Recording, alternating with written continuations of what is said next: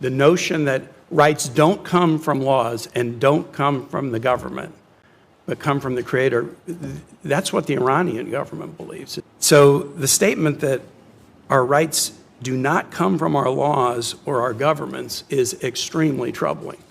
Extremely troubling that our rights come from our creator. Unique statement, which is an understatement. Troublesome statement would be much closer to the truth. An incredible statement from Senator Tim Kaine, but in reality, isn't it what they've always believed? Because they believe they are the ones to put down the rules and the laws that control us. That we are endowed nothing by our Creator, that they are the little g gods, and he just said the quiet part out loud. Well, we're going to go deeper into that statement, amongst everything else that happened yesterday, in just a few seconds, while your blood boils a bit. And it should, because no U.S. Senator nor House of Representative member should ever state those words and hold their seat, because that is one of the most anti-American statements anyone could ever make.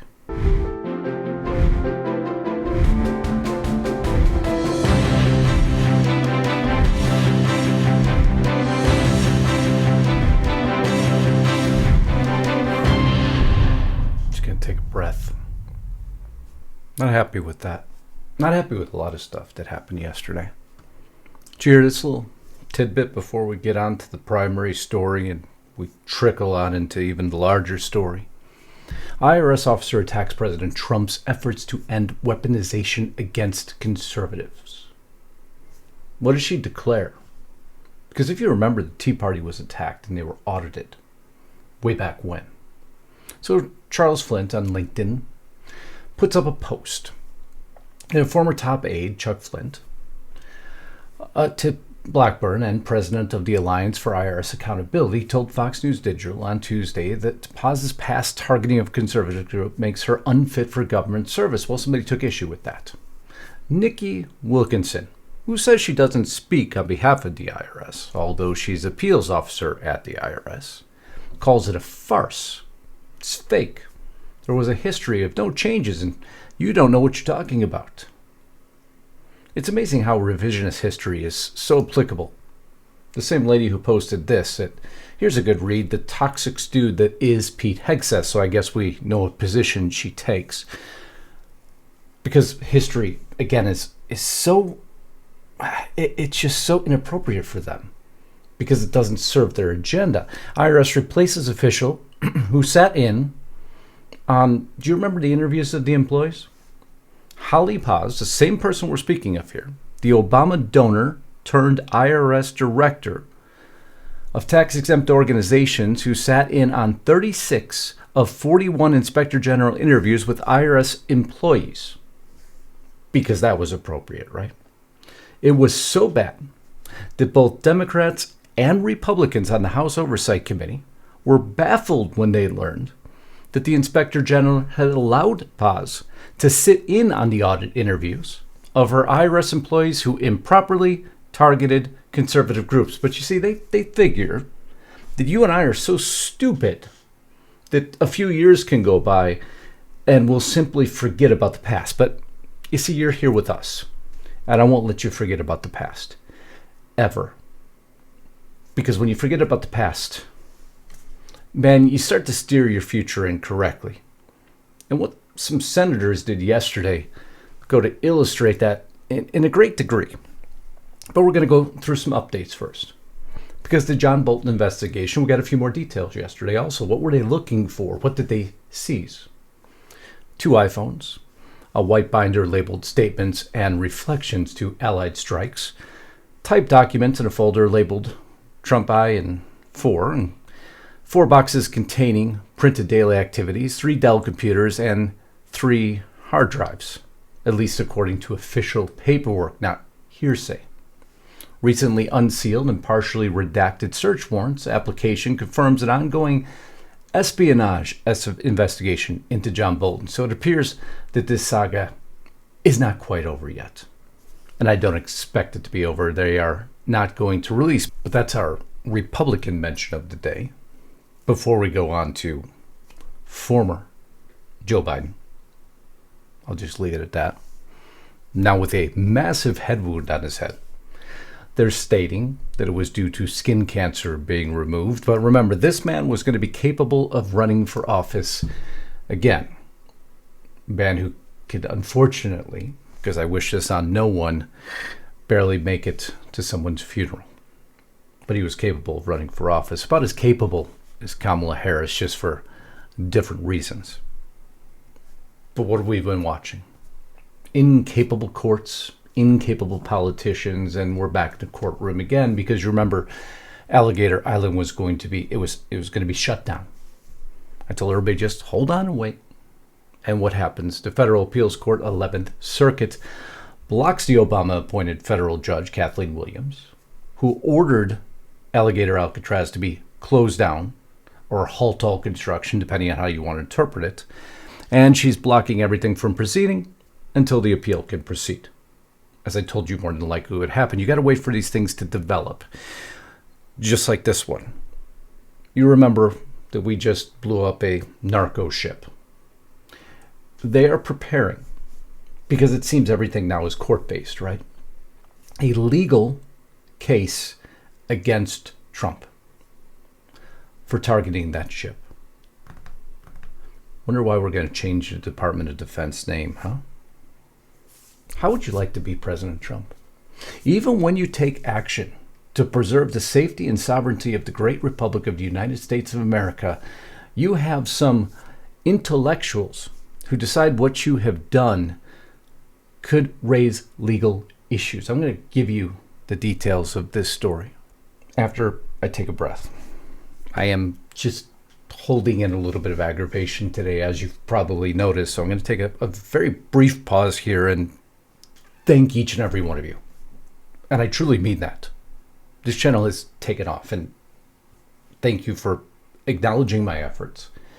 And I'm going to acknowledge yours, because what you've done for me is follow some simple instruction I've given you, and it has told the algorithm here that this news matters, this format matters, this style matters. And how did you do that? If you're new here, you subscribed. If you've already subscribed, you've assured that your bell is checked to all. I can't tell you how important that is. You've provided a comment below, or you've shared a video, or you've provided super thanks, or you've joined as a member. By doing any of those things, it lets the algorithm know that you care, that this news matters, and guess what it does? It starts to share the video. Yesterday's video started off okay. By the end of the day, it again skyrocketed because it saw your reaction to it. And that's how things and conservative news grows. It requires your participation and your activity. And I hear so many times, well, I really can't do anything. I'm just one person. You'd be surprised. Your action and those next to you and the next person in line, and those actions stack up. And guess what? Conservative news is heard again. And so thank each and every one of you, and for all of you yesterday that went to Restricted Republic to hear the second part, because I carry on these podcasts almost every day over at Restricted Republic into details that are a little bit too sensitive or against the rules of the public platform. So out of respect to them, I move it over to Restricted Republic. And so many of you heard that yesterday, went over there and joined Lisa and my family at Restricted Republic monthly and annual subscriptions. And thank you, because now you saw the catalog that will take you many, many months to get through, and it will blow your mind. And we welcome you to the Restricted Republic family. But now let's get back to this broadcast. So this legal case, I'm going to go full screen so you can read it. Ryan Goodman. I literally cannot imagine lawyers coming up with a legal basis for lethal strike of suspected Venezuelan drug boat. Hard to see how they would not be murder or war crime under international law that DOD considers applicable. Read this expert analysis. The author of the expert analysis worked at the State Department under several administrations with these type of use of force issues as his portfolio. The best line of argument for the administration might be that the law of armed conflict somehow applies. But if so, and it doesn't, that means the U.S. War Crimes Act applies too, including the prohibition on murder. They're calling what we did here to protect our borders and the attack or the invasion into the borders as murder. That they're literally doing this. In the law of armed conflict, it does not apply, and it does not. Then, the DoD has a long-standing view that assassination and murder are part of the customary international human rights law that applies to military action beyond U.S. borders. This is what Trump has to face every single day. Fundamental human rights. He's claiming that against drug traffickers bringing drugs into the United States that will harm or kill U.S. citizens. But those human rights don't matter. In this case, only the drug traffickers. These statements by Secretary Rubio make the legal case against the U.S. strikes even stronger. The fact that Marco Rubio stated that they were an immediate threat to the United States makes the case for the drug cartels stronger against the United States. This is the lunatic world we live in. I find these articles every day. I just bring them to you to show you exactly how insane it is. Thankfully, we had a little bit of good news before we get to Tim Kaine, which we're about to right after this. Because although we established, the House approved a rule that wrapped in the new panel as well as a provision endorsing the House Oversight Committee's investigation into Jeffrey Epstein. This saga will never end. We also approved establishing a new committee to investigate the January 6th Capitol breach. What do you think will actually come of that? I'd love to see your comments below, because I have my opinions of what will come of that. Because we see that if it involves any politicians, more than likely, what will come of it will be a big goose egg. Nothing. It will go on to an internal investigation. And why do I state that? Because we have politicians in the halls of Congress, like Tim Kaine, the ex-vice presidential candidate, as a matter of fact, if you recall, who seem to view this document as irrelevant. And if you view this document as irrelevant, I view you as irrelevant. Pretty plain and simple. If you view our Creator, if you view God as irrelevant, I view you as irrelevant. Again, fairly simple concepts here. But why do I state that? Well, I guess we have to listen to the full statement that Tim Kaine made first. The notion that rights don't come from laws and don't come from the government, but come from the Creator, that's what the Iranian government believes. It's a theocratic regime that bases its rule on Shia law and targets Sunnis, Baha'is, Jews, Christians, and other religious minorities. And they do it because they believe that they understand what natural rights are from their Creator. So the statement that our rights do not come from our laws or our governments is extremely troubling. That's right, Tim, because we're just too stupid to understand what our rights from God are. Because you, the government, are the only smart enough ones for us to understand. Thank you, Mr. Kaine. This is truly how they think, we think, and who we are. I think they sit in bed at night and truly envision us that way. That is sad and despicable that any elected representative could ever utter those words. Ted Cruz, who I don't always like for many, many reasons, has an appropriate response to that statement. Listen in here. So Senator Kaine said in this hearing that he found it a radical and dangerous notion that you would say our rights came from God and not from government. I just walked into the hearing as he was saying that, and I almost fell out of my chair. Because that radical and dangerous notion, in his words, is literally the founding principle upon which the United States of America was created. And if you do not believe me, and you made reference to this, Mr. Barnes, then you can believe perhaps the most prominent Virginian to ever serve, Thomas Jefferson, who wrote in the Declaration of Independence, "We hold these truths to be self-evident, that all men are created equal, and that they are endowed by their Creator, not by government, not by the Democratic National Committee, but by God." Just going to let you marinate on that for a second. What do you think? Is Ted Cruz off base on that? Am I off base on that? Is Matt Walsh off base on that? This is a remarkable moment for Tim Kaine. He just announced that the core foundational principle of our country, affirmed in the Declaration of Independence, is extremely troubling and theocratic. He should be immediately removed from office. Anyone who rejects our nation's foundational principles is obviously not fit to serve. I implicitly agree with that statement. If you do not agree with our Declaration of Independence, the core principles of our nation, you are not fit to serve this nation. But for too long, that's been acceptable. And you saw the movements that came as a result of that, and the diminishment of family, the destruction of the church, the destruction of normalcy. All Tim Kaine did was say the quiet part out loud. Literally. In a hearing. Troublesome? Folks, this overrides any news. Any news, in my opinion.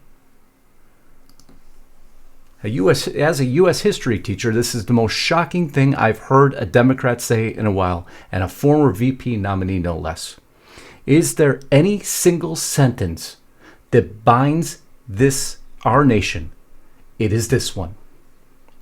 We hold these truths to be self-evident, that all men are created equal, that they are endowed by their Creator with certain unalienable rights, that among these are life, liberty, and the pursuit of happiness given to us by our Creator, not by government. If we cannot draw the line between what rights are given by Creator and what rights are not given to us by our government, then we don't stand a damn chance. And these officials truly believe that they are the ones who give you your rights. They are the ones who will tell you what to do. They are the ones who can keep you safe. And that you don't know, you can't handle your own affairs.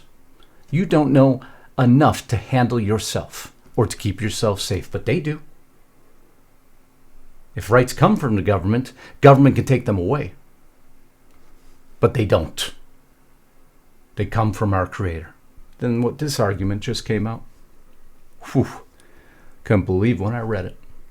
Department of Justice considering ban on transgender people owning firearms.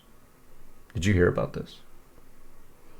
Senior officials at the U.S. Department of Justice have held multiple meetings in recent days to consider a possible federal ban on transgender individuals from owning firearms. Man, that's a hot topic, huh? This one's about to explode. Wait till the Democrats get wind of this. But I'm going to stop here because my commentary on this would probably again violate multiple rules. So this is the point in time where I thank you for being here. Thank you for paying attention to the podcast. Now we're going to kick this into a whole different level. I'm going to show you some video. I'm going to give you some opinion, and we're going to move forward. And if you're looking for the next broadcast, just so you're aware of what it's going to look like, there is what the next tab will look like. So jump over. I love you all. Until next time, Godspeed and God bless. Justus Knight, signing out.